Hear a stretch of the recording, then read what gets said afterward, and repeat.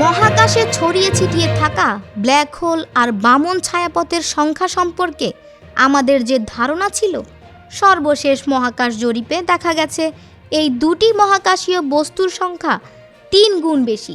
এসব black hole আর বামন ছায়াপথগুলো কিভাবে একই সঙ্গে সৃষ্টি হয়েছে সে ব্যাপারেও জ্যোতির্বিজ্ঞানীরা আলোকপাত করেছেন।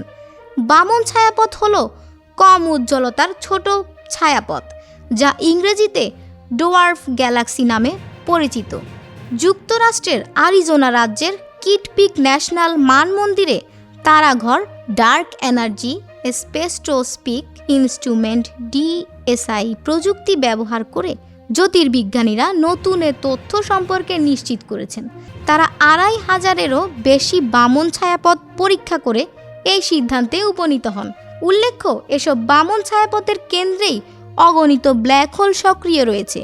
এ সময় মহাকাশের নির্দিষ্ট অংশটিতে জ্যোতির্বিজ্ঞানীরা প্রায় 300 মাঝারি ভর বিশিষ্ট নতুন ব্ল্যাক হোল শনাক্ত করেছেন।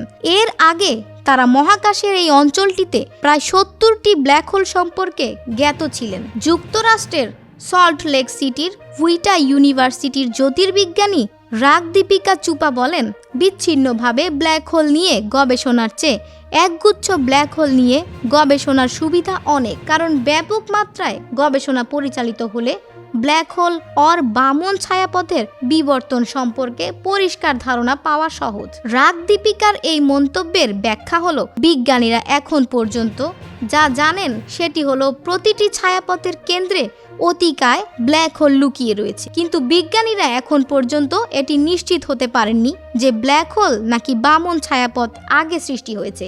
জ্যোতির্বিজ্ঞানী স্টেফানি জুনিয়াও বিষয়টির ব্যাখ্যা দিয়েছেন এভাবে, ব্ল্যাক হোল নাকি বামন ছায়াপথ আগে সৃষ্টি হয়েছে, এই প্রশ্নটি মুরগি আগে না ডিম আগের মতোই জটিল। তবে বিজ্ঞানীরা আশাবাদী যে তারা এই গবেষণার মাধ্যমে ছায়াপথ আর ব্ল্যাক হোলের বিবর্তন ও সৃষ্টি সম্পর্কে একটি পরিষ্কার ধারণা পেয়ে যাবেন।